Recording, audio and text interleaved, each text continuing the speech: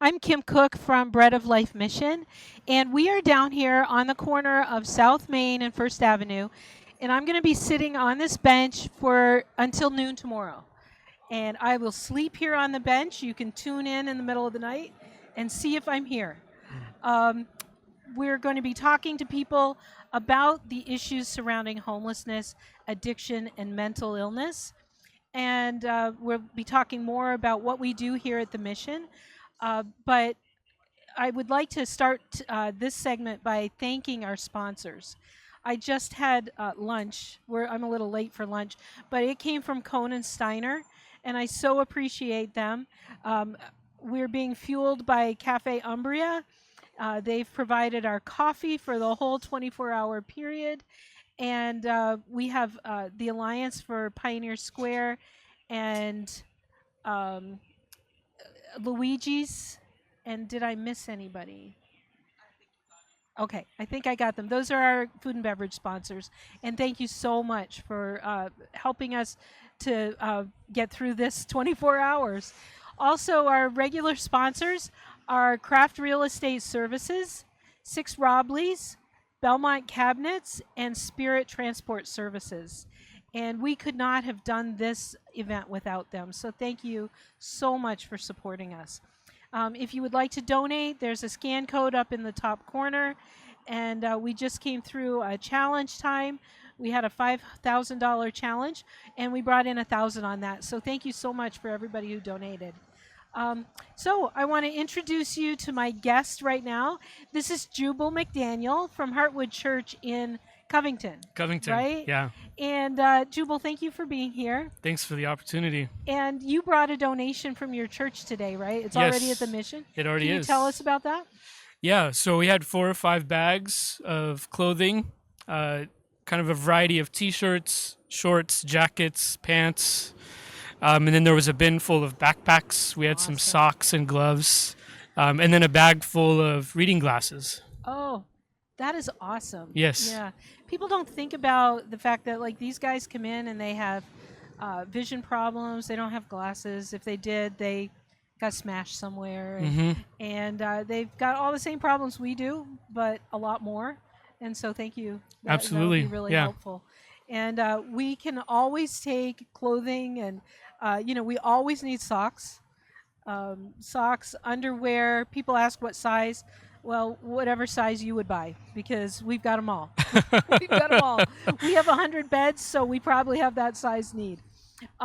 We can use shoes and coats, just everything, everything. So thank you so much. Yes, For pleasure. that donation Yeah. and from your congregation. Mm-hmm.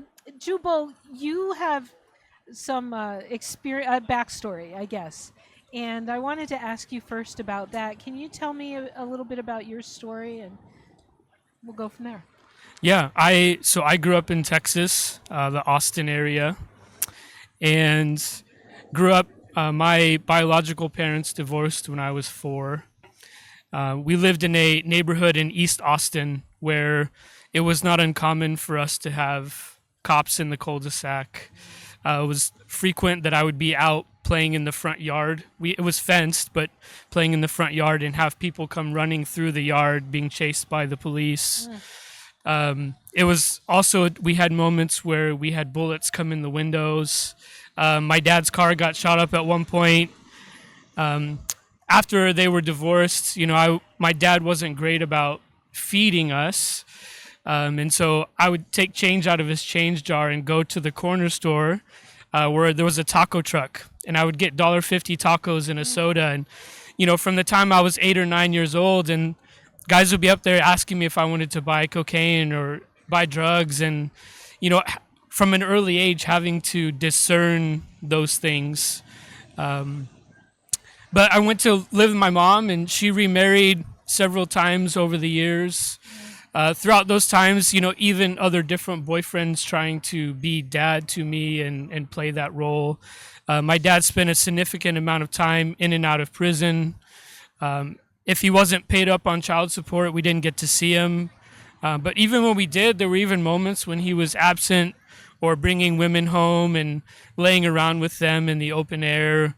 I remember one time we were in his truck, my sister and I, and going the wrong way on the highway because he was intoxicated. Just the Lord protected us in so many of those instances, and it was one of those moments really that like the Lord kind of met me late in my teen years. I'd kind of grown up in church, but really fell away from him in my early teens. Kind of believed that as long as I asked for forgiveness, I would go to heaven and everything would be okay. But yet, it was in a moment of really trying to seek the Lord that he met me in a dark place. And what he said to me is, I will never lock you out. And that was a reference to a moment when I was with my dad. I was about 6 years old, and he had bought this fourplex and turned one of the units into a recording studio so that he could be at least on site with his music career. But my sister and I became so much of a nuisance next door that they actually locked the door. And granted, this is the neighborhood that we're living in. And yet the Lord gave me a moment of wisdom to know that I needed to call someone and ask for help. But the Lord reminded me in that I will never lock you out, and really had to help me understand what a father figure truly looked like. And what my understanding of a father was not who he was as father. But it's been a blessing to me to now meet my wife and have a father-in-law that's walked with me and showed and modeled that to me. So I have a wife. We've been married for 14 and a half years, 4 kids, and I've been pastoring in Heartwood for a little over a year now. So.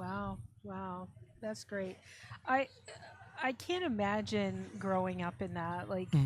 And I think a lot of our viewers probably can't imagine the trauma and the uncertainty and just so many lessons that you learned as a child that we wouldn't learn, for better or for worse. Right. And can you talk to me a little bit about what it takes to heal from some of that stuff? Like what we do here is very similar to what you would have had to experience at some point, I think, to heal out of that. So what kind of things needs to happen when somebody grows up in a just chaotic situation like that? Yeah. I think for one, having the Lord in your life is absolutely key.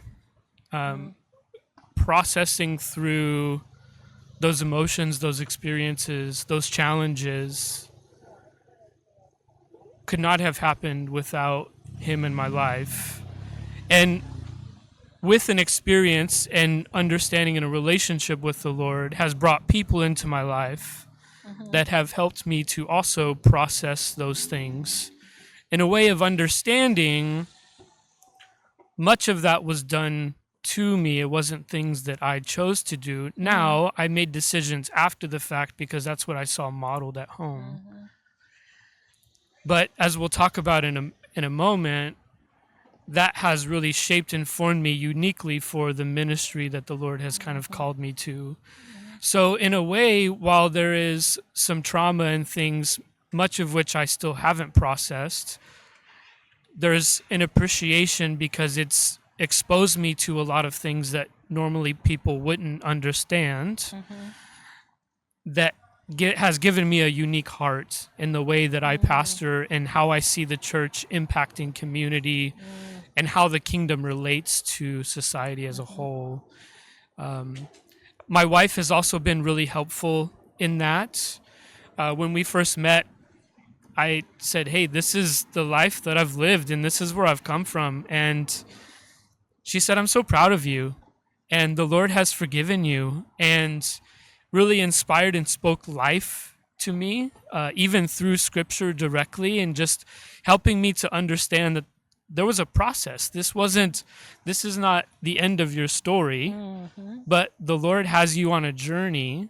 Keep leaning into him and trusting in him and see where he takes you. That's great. And that continues to be part of our marriage together, which has been really powerful. So I would say those are some of the biggest things that have really helped and shaped me as a whole. How important is it for people to step in and be the support for somebody that grew up in a situation like yours, or like I think about the church and our community, and how it's easy for us to be to just close our doors and we're okay, right? But stepping out and into the life of somebody else is messy, but it's important, right? Absolutely. So It's critical. what do you think about that? Like, Yeah, I think so. I'm going to reflect on my own story a little bit too. Growing up, my mom was a single mom. We were at a small Lutheran church with mostly older folks in a space where, we were living on food stamps and WIC, and my mom was working 2 jobs, just trying to make ends meet. And I know that there were people in that community that were doing things for our family that I will never know about. Yet I do know there are people there that were highly invested and were formative in my life. But I'm sure there were also a lot of people that didn't know, because it's easy for us. I think the enemy individually with us wants us to be in isolation. So of having that burden of having those hard things in our life, we feel uncomfortable sharing them. And I think the church has kind of created a culture where that's not as welcome, or we have this fear, this lack of authenticity. So I think that's one piece of it. But speaking from a pastoral perspective, the Lord has put a burning in my heart many years ago around James 2. And James was the pastor, the leader in Jerusalem of the early church, right? The kind of the epicenter of the Christian movement. And James writes in James chapter 2, he's talking about faith and works, but also not showing favoritism. right. And so what he says is, well, look at this. When someone comes to you and says, I have nothing to eat, I have nothing to wear, and you turn to them and say, well, I really hope that you stay warm and well fed. I'll pray for you, and you turn them away. You've done nothing for them. Or maybe the one I hear all the time, just tell them to go get a job. Right. Right? Right. Who are we when we say that? Right? Yeah. And I think you touched on it earlier. We have become so afraid of being inconvenienced. We have become afraid of aligning or being seen with people that are messy and dirty and take time. We're afraid of being stretched by the Holy Spirit to step out of our comfort zones, to say, what is that person going to draw out of you and shape and form you? It's not just about you to them, but this is a joint piece for you to take time to hear their story. Because I think we do an injustice when we put everyone in the same bubble. Not all stories are the same. No. And there's an individual, there's a life, there's uniqueness, there's specialty, there's a child of God in that person. And we deeply miss out on who God has created them to be when we isolate them, when we neglect them, rather than stepping into the world and saying, how can I help? We just met, so you haven't heard my story, but I was in the church. I grew up in the church. I was for many, many years, and then God kind of really upended my life. And at one point, I felt like He said, if you're going to love me, are you going to love the people I love? And I look at it as people without hope. That's who they are. And I started to volunteer, and I got involved with Samaritan's Purse and doing disaster relief. And I started volunteering at the local soup kitchen.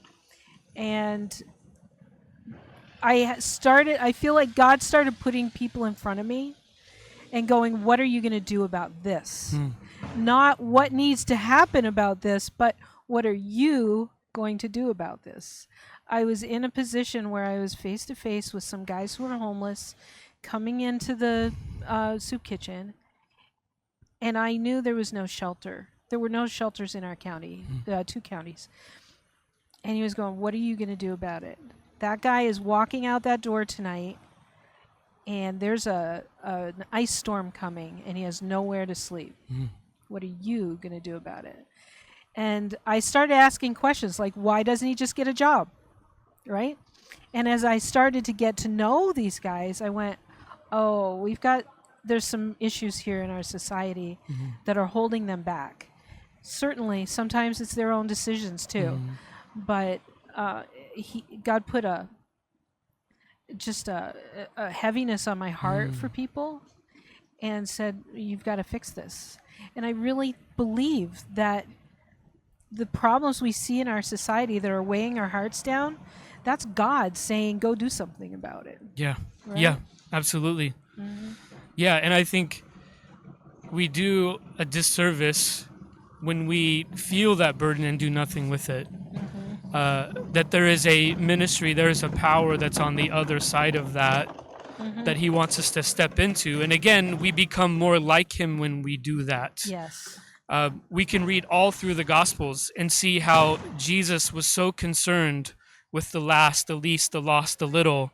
And that those are the people that he was seeking out. And he wasn't going to let anything stand in the way of getting to them and sharing that compassion and love. And he wasn't afraid to be inconvenienced. Right. Somebody in a crowd would pull on his jacket and he would turn around and meet with them face to face. And there's a formation again in us that oftentimes we think it's so much about what we are trying to do or accomplish, but it's about what he's doing in us that's actually the most important. Oh, yeah. And we miss out on that when we don't engage in the work that he's put in front of us. Yeah, I've changed way more than anything I've done, right? It's the work that he's done in me. And, you know, when you were saying that, I was thinking that I didn't have any tools to fix it. He was asking me, what are you going to do to fix it? But I had no way to do that. Yep. But I stepped into it, and then it hit me, you know, that's what Jesus did with the 5,000. He didn't have the food. Yeah. But he made himself available and asked, what do I have? And he had 5 loaves and 2 fish. Yep. Right? But then he multiplied it. Yes. And I feel like that's what happens when we actually are obedient to step in, that he multiplies what we have. Yep. I didn't start with the tools to run a mission, but he multiplied what I gave him. Yeah. And it's all about him and what he wants to do. Absolutely. Yes. Yeah. Yeah. Sometimes I love where our conversations go. So, what would you wish that the church would do differently than it's doing now when it comes to ministering to kids like you were, or to the men that are coming into our mission? Yeah. I think for one, we have to see that it's easy work. Right? There's a lot of really practical things that we can do that don't require much. If only we would open ourselves up again to being inconvenienced, to listening to the need, to even exploring the need. I think another thing that we have to do better of as the church is empowering and releasing our people.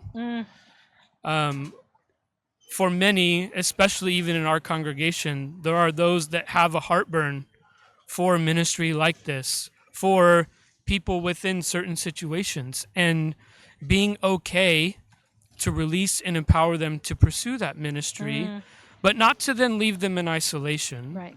but to continually come back to say, how do we equip you? How do we support you? What do you need? Right. How do we train you? What tools and resources do you need? How do we champion that? And then build teams around those things, because God has given them a gift and a passion.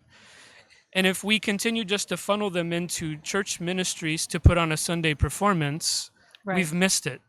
Yes. And so we've got to do better understanding that our people have gifts for a reason. How do we then raise them up and send them out? Yeah. Oh, that's so true. Yeah, and you know, I feel like our organization, our mission, you know, we can be seen as always asking the church for help, like support us. And yes, you can do a lot to support us. But we're also here to support you in your mission to serve the people who are marginalized, right? And so when those people in your congregation have a burning heart for something, that might be something that they can work out here. It might be that God's calling them to do something that we need here. Yeah. And that's only going to strengthen your congregation, right? having somebody with that burning passion who's helping Yeah. people.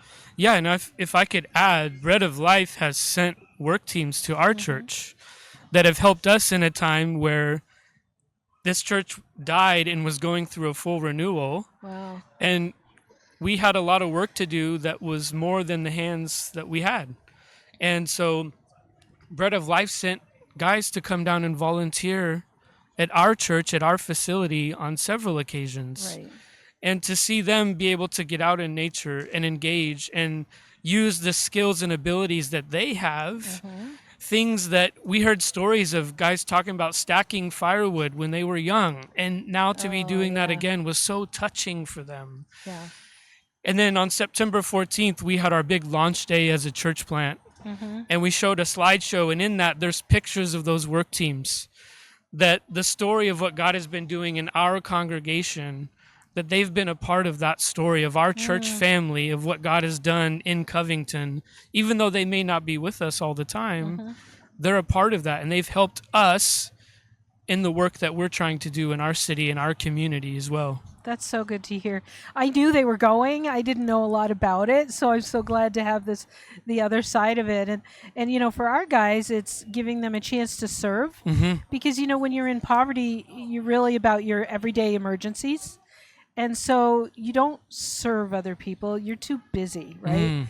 And so giving them the opportunity to do that and feel really good about themselves, and like you said, get out in nature. They learn teamwork with the other guys, and there's just so much they learn from it. But to know what you guys got from it is really, really good. Yes. Yeah. Yeah, it was deeply edifying for us in a space of a difficult season as a church. To say that, hey, someone else out there cares and they see too. And so it was this mutual caring and seeing that was really impactful. And isn't that what we've lost in community? Yeah. Yeah. Yeah. I would really like to see us get more of that back. Yeah. Yeah. Love it. Yeah. I don't know. What else do you want to talk about? Yeah, whatever you want. Yeah. I'm fresh out of ideas. Yeah. No. You know, you were talking about freeing up your people, and you know, I hesitate to say this, but I will. I have had the sense from churches in the past, maybe more from where I was coming from, like, I can't let you too close to my congregation because we need their money, right? And I don't want to step into that, but at the same time, it's like that is, I think, not understanding the abundance that God has for us, and that there's so much more. I don't know. What do you think about that? Yeah, I would agree. We've talked at our church about not having a scarcity mindset, is what we call it. Not only just financial things, but even practical, tangible resources, that we tend to hold on to things or put comfort in things. Well, we might use that one day, or we need that because we think this might happen one day. Right. And it hasn't been touched in 5 to 10 years, and that could be given to bless somebody. But at the same time, yes, God has given us abundance. And when we step out in faith, understanding that, then he blesses that effort and that work. Not only does he multiply the gift that's been given, but what he's done in us, in our congregation, our church family, begins to multiply as well. But we have to take that step out in faith and really trust that that's where he's calling us to go. And that's part of our culture and part of our DNA at our church, is how do we then use this as a platform to just bless? And we're looking outside of the walls continually. Understanding that it's not about us trying to build. One of our core values is kingdom over castle, where we want to put his kingdom over our own castle. And that means with our time, with our resources, with our manpower, that we're going to take risks, and we're going to be okay taking risks, because that's what the kingdom of God requires of us. It's like the parable of the talents, right? Yeah. Yeah. I really believe that God wants to do so much, and he's just waiting for us to sit up and do what he's asking us to do and to look around us. Right. Definitely. Yeah. And you know, I just tell people, be careful what you ask for, because, you know, I asked God to use me, and whew, I never imagined, never in a million years, Yeah. and certainly never intended to be in Seattle, but you just don't know where God's going to take you. And I wouldn't trade it for anything. Absolutely. Yeah. Yeah. Absolutely. Yeah. And I would say one of the things that I appreciate as a pastor when I look from the outside in at Bread of Life is this is not a simple, we're going to give you a place to sleep. But when you take a tour of the facility, you see what you're providing for the guys. You see that this is a family environment, that this isn't everyone's for themselves, but there's a community here that deeply loves each other. And that crosses even from the staff to the men that live here. But you're also investing in their spiritual lives. You're investing in their personal lives.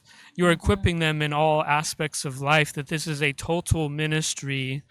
This is not, hey, just come and have a bed and a meal, but you really do care, and you're going above and beyond for the men that come here. Thank you.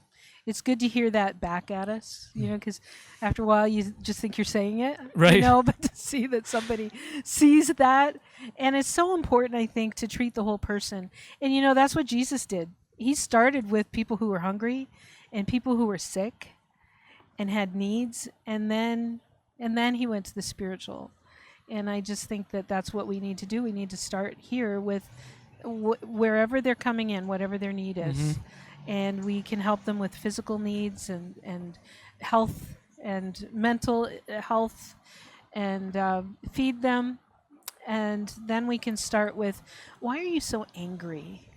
You know, and weave Jesus all the way through that. We don't force it on anybody. We have people here from all faiths, but we just want to show them the love of Jesus, you know. And so it's more about who we are and why we do it, and it's just threaded through everything. Right.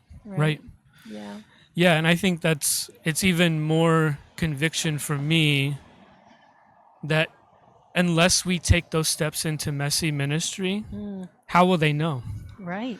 How will they know? Right. And if we've been given that burden and that heart, that means it's been entrusted to us. And unless we go, who's going to go? And we've got to do it. And again, there's so much beauty in it. The journey, the adventure, the things that you'll see him do. I have experienced the Lord so much more in messy ministry than I have just sitting in a pew most of my life. Oh, yeah. And that's where you see the true power of God show up, is in those stories. And not just a fiction story, but this is a life story. And then what you get to see him do in their life and then send them on to go and change the world. Like, that's beautiful. It really is. It really is. Well, Jubal, thank you so much for being here today. And Thank you. thank you for your support from your church. And please tell them how much we just love our partnership with them. And maybe sometime I'll come and visit you guys. Would love that. Yeah. Oh, yeah, I am, aren't I? You are, We in scheduled November. that. That's right. I forgot. So, yes, I will be down, and I can't wait to meet them all. And just looking forward to more partnership. And thank you for sharing your heart and your story. I think it's really important for the people who are watching to see the hope of turning somebody around, and seeing that children who are brought up in that didn't make the choice to. Yeah. So I appreciate you sharing that. Absolutely. Yeah. Thank you. Thanks for your ministry. You as well. Okay. We are going to take a really quick break and come right back, and I'm going to interview one of our staff that came through our program. So be right back.